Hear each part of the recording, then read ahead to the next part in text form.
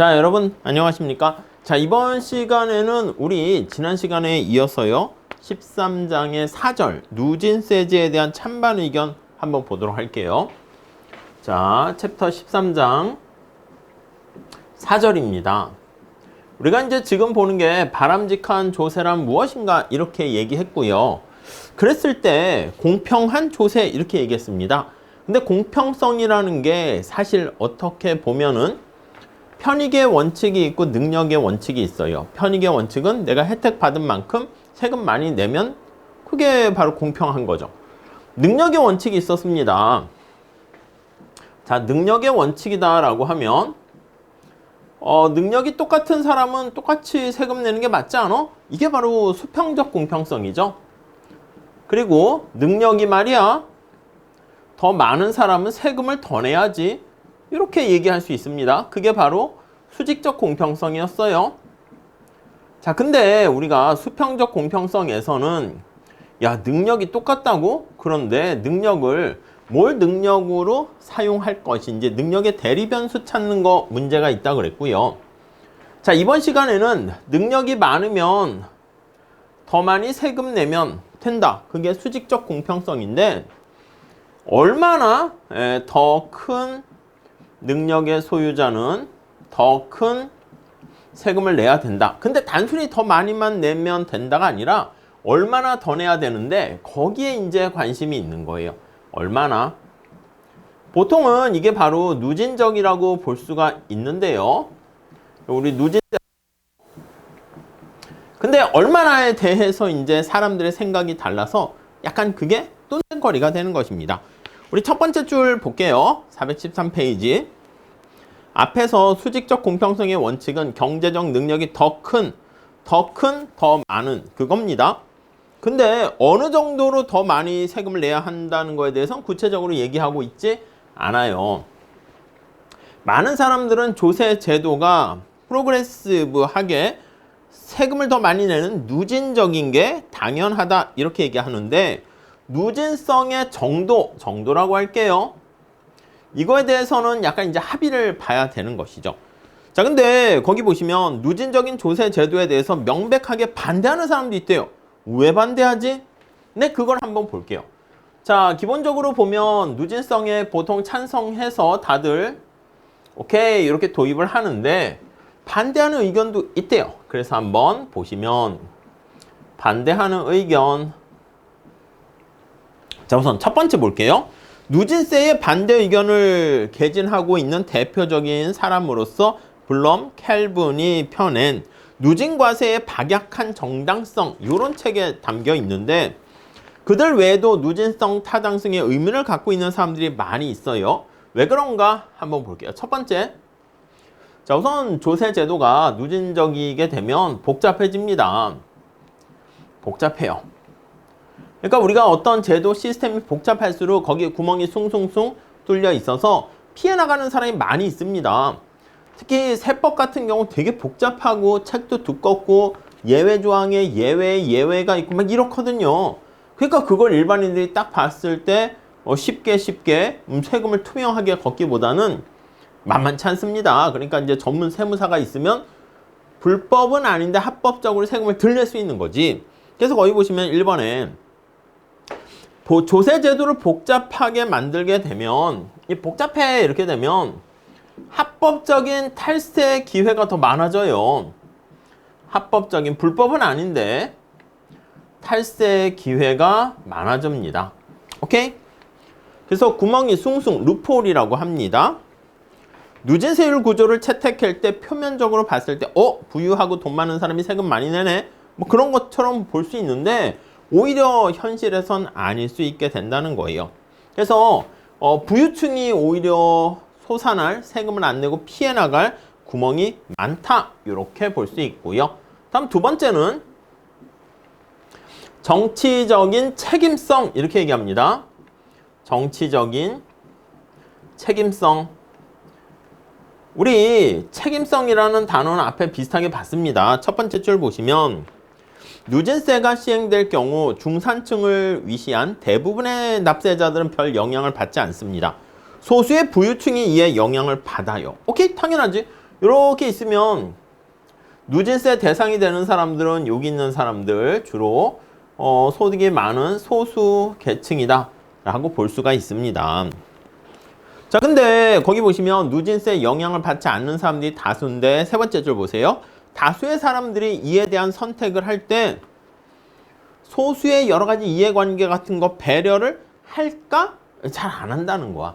야, 나랑 상관없어. 너네들 부자네? 세금 많이 내? 여기 이제 다수의 많은 사람들이 있는데 정치적으로 다수결의 원리로 의해 가지고 1인 1표 아니겠습니까? 그럼 소수의 세금을 누진세 과세 대상 되는 사람이 만약에 100명 중 10명이라 할게요. 그럼 나머지 90명들이 의견을 모아서 이 사람한테 세금을 얼마나 많이 내세요 라고 얘기하는 건데, 야, 이거 좀 봤을 때 좀 그런 거 아니냐 그 얘기예요. 거기 보시면 충분하게 배려하지 못하게 되고요. 대중들에게 정치적으로 책임 있는 태도를 기대하기 어렵다 이렇게 얘기하는데, 저자분께서는 뭐 이럴 수도 있는데 뭐 설득력은 좀 떨어진다 이렇게. 다음 세 번째, 자, 누진세 제도를 부여하게 되면은요 효율성에 부정적인 효과를 보이게 된다. 효율성에 부정적이다. 오케이? 자, 한번 볼게요. 그러니까 세금을 많이 내면 일을 했을 때 내가 번 소득에서 많이 뜯어가게 되면 뭐야? 내가 일을 했더니 추가적인 세금을 더 내네? 일할 의욕이 떨어집니다. 그래서 누진과세가 경제 활력을 떨어뜨린다 이렇게 주장을 합니다. 자, 거기 보니까 스웨덴 같은 경우에는 너무 강력한 누진세를 실시하다 보니까 스웨덴은 사람들이 세금 내면 다 뜯기는 거야. 그러다 보니까 거기 보시면 열심히 일을 안 하고 소득을 더 올릴 수 있음에도 불구하고 최선을 다하지 않게 된다는 거죠. 자, 물론 이러한 사실은 누진과세의 당위성 그 자체를 부정하는 논거로 삼을 수는 없고요. 현실적으로 봤을 때 야, 이거 효율성을 떨어뜨리는 거 아니냐 그렇게 얘기하는 거지, A당초 당위성 자체는 2번, 3번은 좀 떨어진다 이렇게 볼 수가 있네요. 자, 그리고 찬성하는 주장들 볼게요. 물론 이제 찬성하는 사람들이 좀 더 많고 그렇다고 이제 뭐 이게 맞다 이건 아니고 그렇게 합의를 보게 되는 것이죠.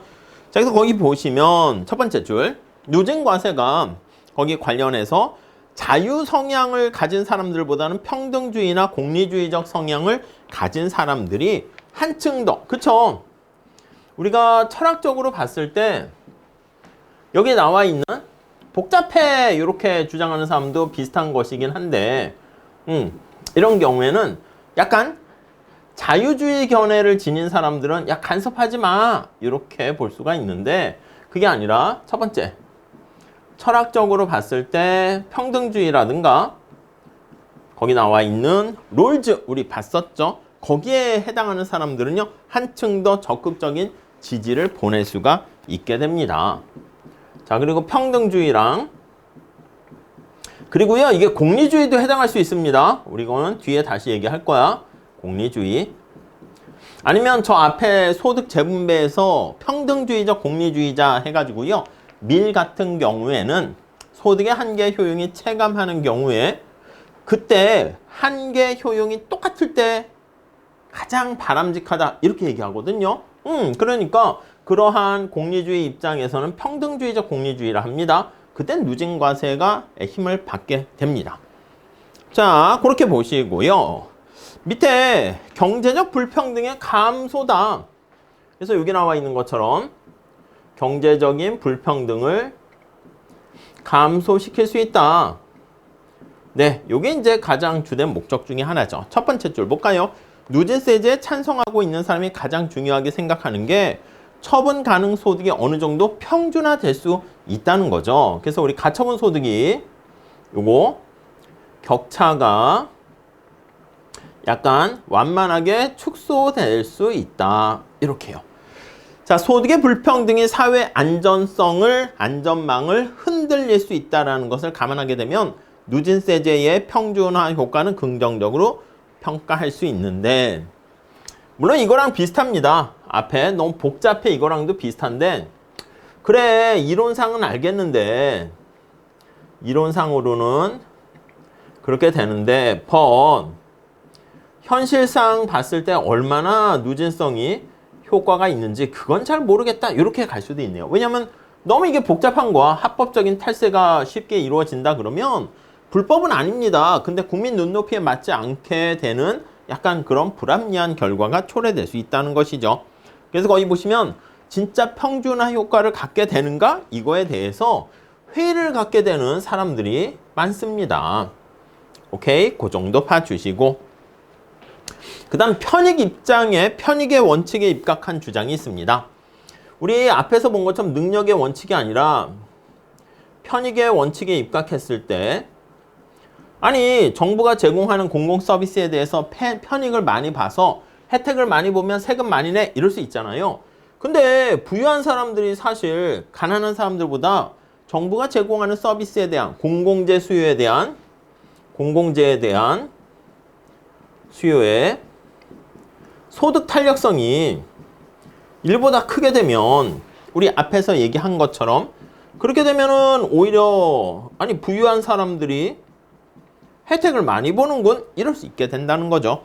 자, 거기 보시면 납세자의 소득이 증가함에 따라서 편익의 절대적인 크기가 커질 뿐만 아니라 증가율이 소득 증가율보다 더 크다? 탄력성이 일보다 크다는 얘기죠. 오케이, 그 정도 보시면 되겠습니다. 근데 이제 문제는 뭐냐면 오케이, 알 수 있지만 역시 현실적으로 편익을 어떻게 측정하냐 그런 문제가 담깁니다. 공공재 같은 경우에는 비배제성, 비경합성, 특히 비배제성 때문에 무임승차 유인이 존재하기 때문에 편익을 정확히 측정하기가 쉽진 않죠. 다음 세 번째 봅니다. 세 번째. 자, 사회계약론적 근거 이렇게 나와 있습니다. 사회계약론적 근거. 자, 부캐넌 해가지고 나와 있습니다. 자, 부캐넌 입장에서 봤을 때는 사람들이 자신의 미래가 어떻게 될지 모르는 상황에서 조세제도를 선택해야지 자발적으로 누진세제를 선택할 수 있다. 그러니까 이게 여러분 살다 보면 내가 노력한 만큼 딱딱딱 성과가 나오고 노력을 안 한 사람은 성과가 당연히 안 나오고 그렇게 뭐 그 성과가 이제 바로 안 나타나서 그런 걸 수도 있긴 하겠지만 그렇지 않다고. 운도 살다 보면 영향을 미친다고요. 열심히 했는데 운이 나쁠 수도 있잖아. 내가 뭔가 도전했는데 뭐 생각이나 아이디어가 너무 앞서가면 오히려 사회에 또 먹히지가 않을 수가 있습니다. 그래서 거기 보시면 운 좋게 많이 돈 번 사람이 무거운 조세 부담을 지게 되고 운이 나쁜 사람을 좀 보조해 주는 게 좀 낫지 않겠나? 이렇게 생각하는 거예요. 그러니까 이게 행운도 있지만 불운도 있잖아. 그래서 거기 보시면 밑에서 두 번째 줄에 리스크에 대한 위험에 대한 부담이 너무 큰 거야. 요거에 기피적인 사람들을 상정한다 그러면 오케이 이렇게 볼 수가 있어요. 나도 언제 다칠지 모르니까 이렇게 보면 됩니다. 그래서 우리가 철학적인 측면에서 봤을 때 존 롤즈의 자, 다음 페이지 가보시면 원초적 상황 이렇게 얘기할 수 있어요. 아무것도 없는 원초적인 상황을 기반으로 해가지고요. 예, 사람들이 뭔가 무지의 장막 속에서 불안함을 느낄 수 있잖아요. 그러니까 사회 안전망이 잘 갖춰지면 좋겠다 이렇게 보는 거죠. 다음 네 번째는요. 뭐가 있냐면 동등희생의 원칙 이렇게 있습니다. 동등희생의 원칙. 자, 이거는 뭐냐면 좀 중요해가지고 다음에 한 절로 따로 이렇게 빼놓긴 하는데 아니 재벌 회장이 만약에 기부금을 낸다라고 할 때 제가 100만 원 냈다 합시다. 근데 재벌 회장님이 150만 원 냈다. 소득이 많으니까 내가 더 냈어. 아니 근데 그거는 희생이 부담이 동등하다 보기는 좀 약간 그렇잖아요. 그러니까 제가 100만 원 냈으면 재벌 회장님은 한 뭐 100억을 내야지 비슷하지 않을까? 뭐 예를 들면 그런 거예요.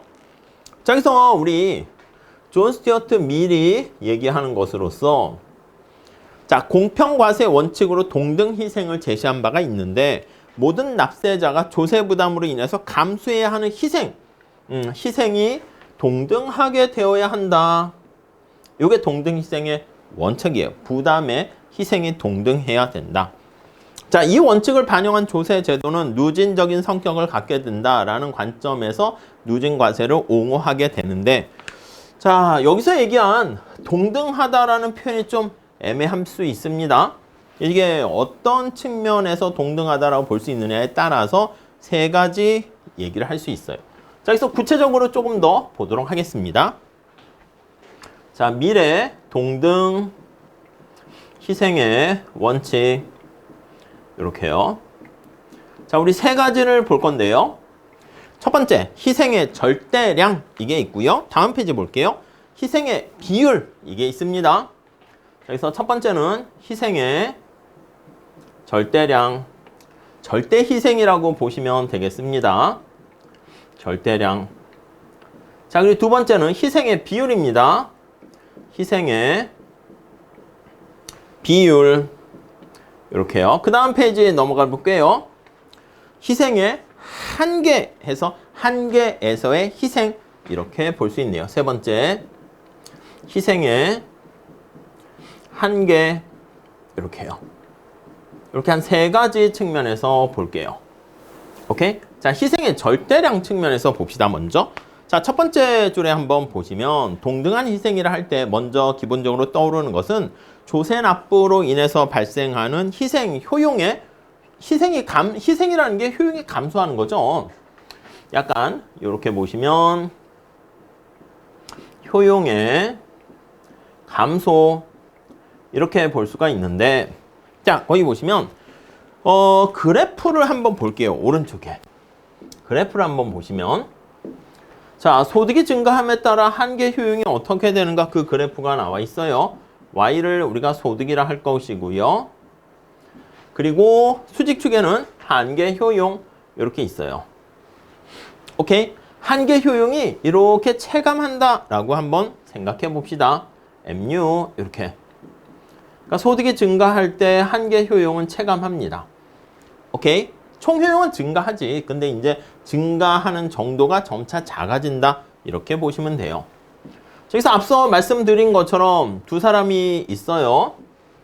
자, 어떤 사람이 만약에 여기 Y 뭐 제로라고 할게. A라는 사람이, 여기는 Y 제로 B라는 사람이 이렇게 있다라고 합시다. 자, A라는 사람이 세금을 냈어. 그래가지고 소득에서 세금을 얼마 내니까 YT 이렇게 있죠. YT A 이렇게 해서 소득이 감소했습니다. 그러면 A 같은 경우에는 각각의 소득에 대한 한계 효용을 다 더하게 되면, 여기 보시면 희생의 절대량이니까 총 효용이라 보시면 돼요. 자, 그래서 얼마만큼 감소합니까 하면 이만큼이 감소하는 거야. 총 전체적으로 봤을 땐 이만큼. 이해되시죠? 그래서 앞에서 말씀드린 것처럼 이 사람이 100만 원 세금을 냈다라고 할게요. 텍스의 크기가. 그러면 B라는 사람 좀 더 부유하잖아. 텍스를 100만 원 내서 가처분 소득이 이렇게 줄어들었어요. 그럼 B도 만약에 100만 원 내게 되면 여기가 되지 않겠습니까? 그러면 희생의 크기가 여기 절대적인 크기로 봤을 때는 총 효용, 한계 효용, 각각에 대한 한계 효용의 합인 총 효용의 감소 크기가 동일한 게 아니죠. 요 면적하고요. 거기 뭐 따로 이렇게 베타라고 있으니까 요 면적하고 동일한 면적이 되려면 대략 한 이 정도는 돼야 되지 않겠습니까? 이렇게. 이해 가시죠? 자, 그러면 B는 얼마나 세금을 더 내야 되겠습니까? 하면 이만큼 색깔을 이걸로 이만큼 세금을 내야 됩니다. 오케이? 그러니까 요 절대적인 면적의 크기가 같을 때 이렇게 보는 거예요. 요게 만약에 베타 A라는 사람 요거랑 이게 베타 B라는 사람 요 한계 효용의 면적을 나타내는 절대 효용, 절대 크기가 같아야 된다. 이렇게 보시면 되겠네요. 자, 그래서 다시 책으로 가보시면 밑에서 마지막 단락 한번 볼게요.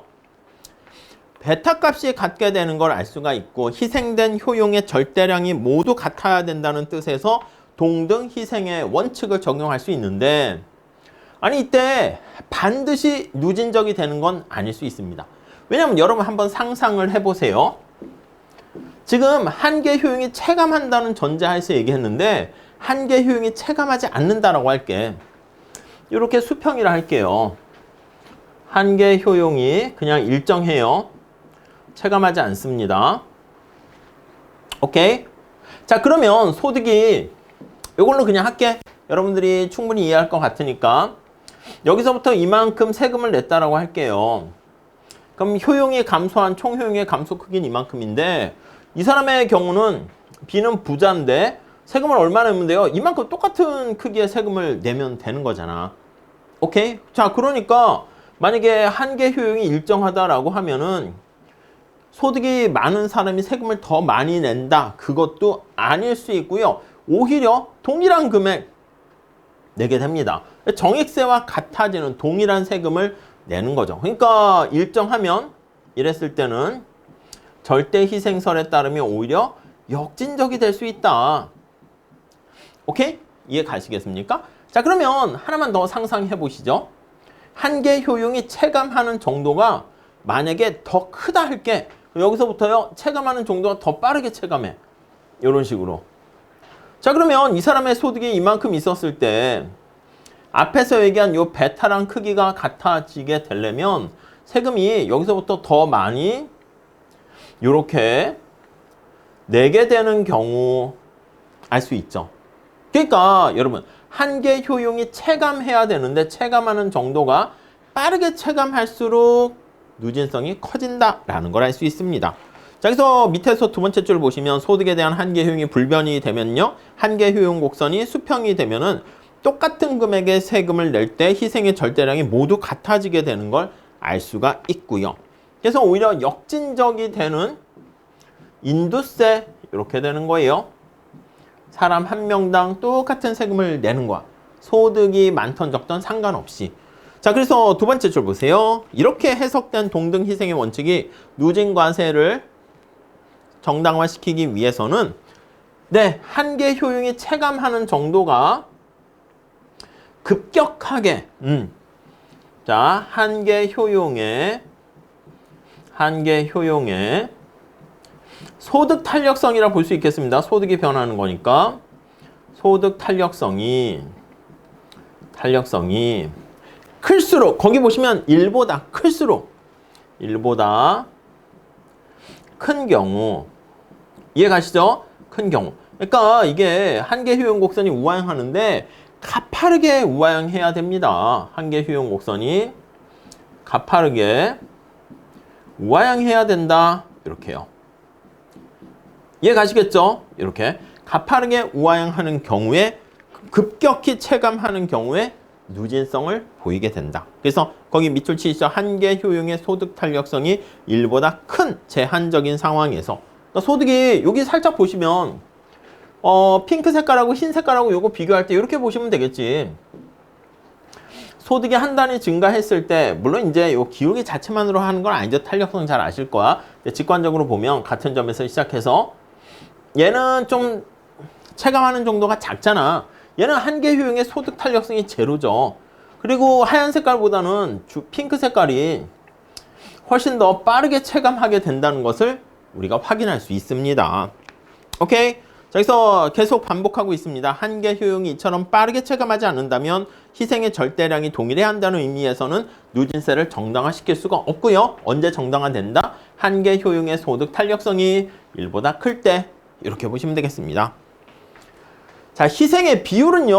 어떻게 되냐면 여기를 알파라고 그러고 여기를 베타라고 할게요. 그럼 희생의 절대량은 그냥 베타 값이 같아야 된다. 이렇게 보시면 되겠고요. 희생의 비율이라는 것은 아니 베타가 알파 플러스 베타 대비 전체 비율이 어떻게 되는가 이게 같아야 된다 이겁니다. 자, 그래서 거기 보시면 각자 원래 갖고 있던 효용의 크기에 대한 희생된 효용의 비율이 모든 사람들에게 똑같아야 된다라는 것이고 베타를 면적 알파 플러스 베타로 나눴을 때 이 값이 모두 똑같아져야 된다는 것입니다. 자, 그래서 이걸 가지고 살짝 얘기를 조금 더 볼 건데 자, 위에 그림 가지고 다시 할 건데요. 거기 보시면 만약 소득 수준이 올라가도 소득의 한계 효용이 체감하지 않고 똑같으면 이 수평이라는 거야. 그래서 한계 효용 곡선이 일정하다 할게요. 체감하지 않고 일정하면 오케이? 자, 상상해 보세요. 자, 그러면 이게 어떻게 됩니까? 비례세가 됩니다. 비례세가 돼요. 자, 왜 그런지는 뭐 잠깐 보시면 되겠죠. 여기가 소득입니다. 한계 효용이 체감하지 않고 수평으로 일정하게 되어 있어요. 앞서 말씀드린 것처럼 소득이 100만 원인 사람이 있고요. 1000만 원인 사람이 있다 할게. 자, 100만 원인 사람이 있고 1000만 원인 사람이 있다라고 할게요. 그럼 100만 원인 사람이 소득을 만약에 10만 원 내서요. 90만 원이 됐다라고 합시다. 이렇게. 오케이? 자, 그러면 이게 알파와 베타니까 전체 알파 플러스 베타분의 베타는 몇 퍼센트가 됩니까? 10%가 되지 않겠습니까? 그럼 소득이 1000만 원인 사람은요. 똑같이 10% 내야 되는 거니까 100만 원만 내면 돼. 그럼 여기는 900만 원 이렇게 되겠죠. 오케이? 자, 그럼 10% 이렇게 되는 겁니다. 자, 그러니까 한계 효용이 일정해서 한계 효용 곡선이 수평이 되면은요. 이런 경우에는 비례세가 된다는 거 알 수가 있을 거예요. 자, 그 얘기가 거기 나와 있고요. 그래서 밑에서 두 번째 줄 소득의 한계 효용이 일정하다면 희생된 소득의 비율이 똑같게 되면 희생된 효용의 비율도 똑같게 된다는 것을 알 수가 있습니다. 자, 소득이 올라감에 따라 한계 효용이 체감하는 일반적인 경우 이때 이제 기울기와 곡률에 따라 달라지기 때문에 거기 보시면 어떤 방식, 특별히 어떤 방식으로 과세되어야 한다는 것은 좀 말하기 힘들어서 이렇게 수평인 경우만 예를 들어서 좀 보시면 되겠습니다. 오케이? 그 정도 보시고. 자, 그 다음에 한계에서의 희생 보면 자, 희생의 한계입니다. 여러분, 희생의 한계는 한계 효용이 일정하다는 거야. 그래서 만약에 여러분 A라는 사람이 이거 가지고 할게요. 세금을 내서 소득이 여기로 됐어. 그럼 한계 효용이 이거 아니겠습니까? 높이. 요 높이. 그쵸? 세금을 낸 이후에 세후 한계 효용이 동일해야 된다라는 것을 알 수 있습니다. 여기 부유한 사람이 세금을 냈을 때 이 사람이 만약에 100만 원 세금을 냈다 칩시다. 이 사람은 얼마나 세금을 내야 됩니까? 하면요. 이만큼 내야 돼. 한계 효용이 똑같아져야 되니까 세금 낸 다음에 높이가 같아져야 한다고요. 오케이? 자, 그럼 어떻게 돼? 완전 균등해지는 것이지. 여기서 거기 보시면 동등한 희생이 한계 그렇게 되었을 때는 자, 두 번째 줄 그림에서 조세로 인한 한계에서의 희생은 선분 SYT 이 높이를 얘기하는 겁니다. 자, 그러면 동등 희생의 원칙이 한계의 원리에 따랐을 때는요. 세후 순소득이 세후 한계 효용이 동일해지려면 세후 순소득이 동일해야 됩니다. 완전하게 균등하게 되어야지 여기 나와 있는 희생에서의 한계가 성립한다라는 것을 알 수 있습니다. 매우 극단적인 누진성이 되는 것이죠. 자, 그래서 보통 이렇게 나타내는데 여기 나와 있는 것처럼 여러분 대신 번 한계 효용이 우하향하지 않고 수평이면 어떻게 됩니까? 자, 한계로서의 희생인데 만약에 지금 예를 들면 극단적인 경우처럼 얘가 수평이면 아니 그러면 수평이 되면은 높이가 언제나 똑같잖아. 얘가 10만 원 세금 냈는데 이 사람은 1000만 원 벌고 있는데 세금을 안 내도 높이는 똑같잖아. 그러니까 이때는 많이 낼 수도 있고 비례세로 될 수 있고 역진적일 수도 있네요. 오케이, 그 정도 봐주시죠. 자, 그 다음에 거기 두 번째 단락에 네 번째 줄 볼까요? 자, 그래서 거기 나와 있는 것처럼 한계에서 희생을 똑같게 만드는 누진세가 조세로 인한 사회 전체 희생을 극소화시키는 장점이 있다라는 그래서 세후 한계 효용이 동일하다 그러면 오히려 효율성 측면에서 좋다 이렇게 주장하기도 합니다. 그럼 이제 공평성뿐만 아니라 효율성도 갖게 된다 이런 건데 문제는 뭐다? 예, 지금 말씀드린 것처럼 한계 효용 곡선이 이게 우하향하면 누진적이 극단적인 누진적이 될 텐데 우하향하지 않고 수평이 되면은 애매하다. 그러니까 전제 조건이 뭐다? 한계 효용이 체감해야 된다는 전제 조건이 있어야 됩니다. 자, 마무리 짓게요.